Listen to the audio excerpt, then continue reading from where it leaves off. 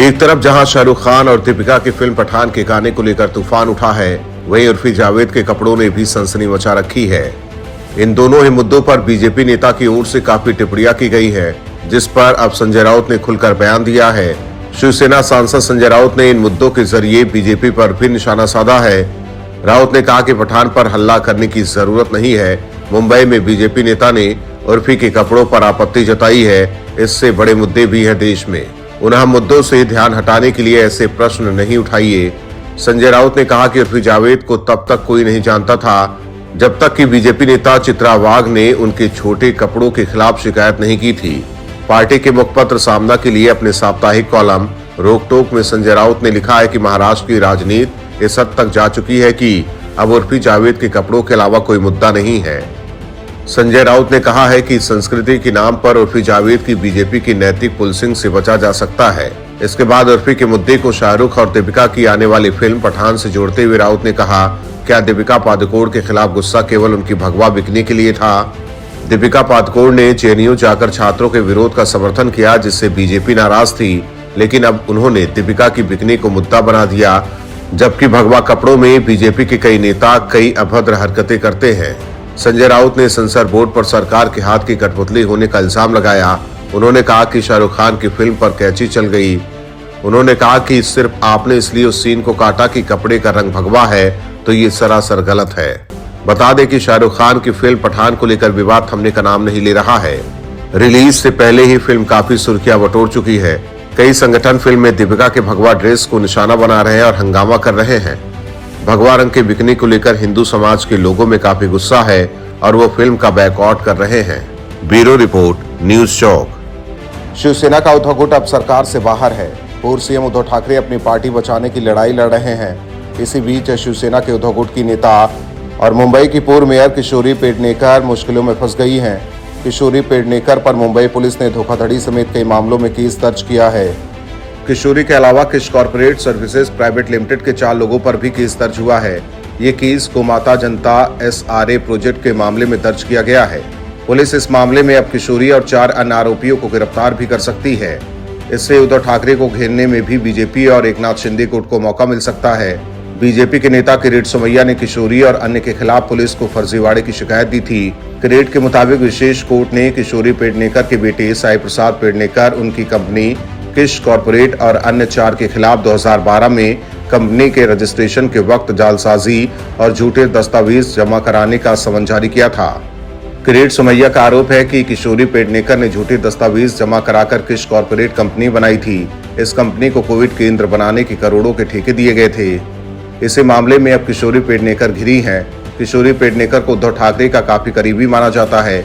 वो लगातार शिंदे गुट की बगावत के खिलाफ भी आवाज उठाती रही हैं। किशोरी पेशे से नर्स रही हैं। कोरोना के वक्त उन्होंने एक अस्पताल में बतौर नर्स सेवा भी दी थी। अब इसी कोरोना के दौरान फर्जीवाड़े के आरोप में किशोरी केस में फंसी हैं।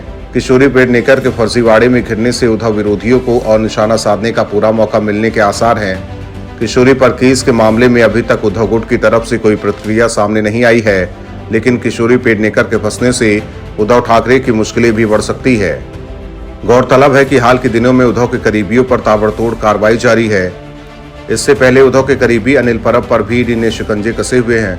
ईडी ने अनिल परब की 10 करोड़ की संपत्ति जब्त की है। ब्यूरो रिपोर्ट, न्यूज चौक। दिल्ली में शराब घोटाला मनीष सिसोदिया के लिए काल बना हुआ है। सीबीआई जांच से सिसोदिया डरे हुए हैं और आज नहीं तो कल सिसोदिया के खिलाफ सीबीआई बड़ी कार्रवाई कर सकती है। अब सीबीआई के एक्शन पर उप मुख्यमंत्री मनीष सिसोदिया ने केंद्रीय जांच एजेंसी की कार्रवाई पर ही सवाल खड़े किए हैं। सिसोदिया का कहना है कि मुझे फर्जी तरीके से आबकारी केस में फंसाने के लिए सीबीआई ने कानूनी प्रक्रिया को दरकिनार कर मेरे कार्यालय से कंप्यूटर जब्त किया गया। वहीं सीबीआई ने मनीष सिसोदिया के आरोपों पर जवाब भी दिया है।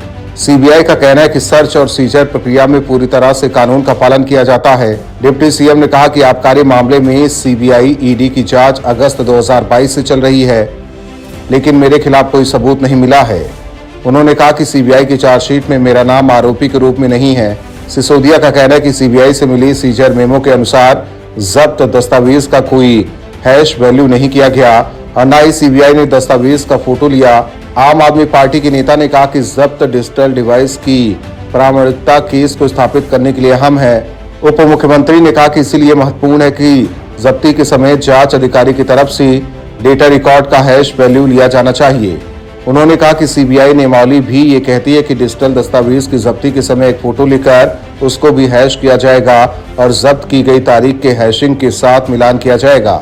सिसोदिया ने आशंका जताई कि सीबीआई ने गोपनीय फाइलों और दस्तावेजों को नष्ट करने के लिए सीपीयू को जब्त किया है, उसमें एडिट कर मुझे फर्जी तरीके से फंसाने के लिए इसका इस्तेमाल करेगी। इससे पहले शनिवार को भी मनीष सिसोदिया ने सीबीआई के एक्शन को लेकर ट्वीट किया था। सिसोदिया ने ट्वीट कर कहा था कि सीबीआई मेरे दफ्तर पहुंची है, उनका स्वागत है। इन्होंने मेरे घर पर रेड कराई, दफ्तर में छापा मारा, लॉकर तलाशे, मेरे गांव तक में छानबीन करा ली। इन लोगों को मेरे खिलाफ ना कुछ मिला है और ना मिलेगा, क्योंकि मैंने कुछ गलत किया ही नहीं है। सिसोदिया ने कहा कि उन्होंने ईमानदारी से दिल्ली के बच्चों की शिक्षा के लिए काम किया है। ब्यूरो रिपोर्ट, न्यूज चौक। राणे ने किया एक और बड़ा खुलासा, बाला साहेब की जुबान पर पैसा खर्च किया और राउत को बनाया सांसद। महाराष्ट्र की राजनीति में राणे बनाम ठाकरे और राउत की लड़ाई बढ़ती जा रही है। राणे अब एक एक कर संजय राउत की पोल खोलने में जुटे हैं। पिछले दिनों राणे ने राउत पर चप्पल मारने वाला बयान दिया था। वहीं एक बार फिर संजय राउत की राणे ने भारी फजीहत की है। नारायण राणे ने यह दावा किया है कि दिवंगत बाला साहेब ठाकरे के कहने पर उन्होंने संजय राउत को सांसद बनवाया था, जबकि उद्धव ठाकरे राउत के खिलाफ किसी और उम्मीदवार को लेकर पार्टी के दूसरे कार्यालय शिवालय में बैठे हुए थे। राणे ने कहा कि आज संजय राउत मुझे आग दिखाता है, अगर तुम संपादक हो तो कुछ अच्छा लिखो। राणे ने कहा कि संजय राउत को सांसद बनाना ये मेरे द्वारा किया गया एक पाप है। नारायण राणे ने कहा कि जब बाला साहेब जिंदा थे तब उन्होंने मुझे एक बार बुलाया, उस समय संजय राउत वहां मौजूद था, जिस पर उन्होंने कहा कि नारायण ये संजय राउत है, इसे सांसद बनाना है, कल फॉर्म भरना है, इसे लेकर जाओ और सांसद बनाओ। दूसरी तरफ शिवसेना के दूसरे ऑफिस शिवालय में उद्धव ठाकरे ने संजय राउत के खिलाफ एक दूसरे नेता को वहां बैठाया था। नारायण राणे ने कहा कि संजय राउत अब बाहर रहने के काबिल नहीं है, उसे जेल में ही जाना चाहिए। उसने सब हेराफेरी की है और बहुत जल्द अब वो दोबारा जेल जाएगा। राणे ने कहा कि संजय राउत तुम जहां बोलोगे मैं वहां आऊंगा। शिवसेना को गांव-गांव, शहर-शहर पहुंचाने वाला व्यक्ति मैं हूं। अब उस तरह के शिवसैनिक नहीं रहे। शिवसेना के लिए लोगों ने खुद पर कितने मुकदमे लिए, उस समय के शिवसैनिकों में से किसी भी पर 30 से कम मामले नहीं थे। बता दें कि नारायण राणे अक्सर संजय राउत पर हमला बोलते रहते हैं और एक बार फिर राउत का पुराना चिट्ठा खोल दिया है, लेकिन अब तक राउत ने कुछ नहीं बोला है। ब्यूरो रिपोर्ट, न्यूज चौक।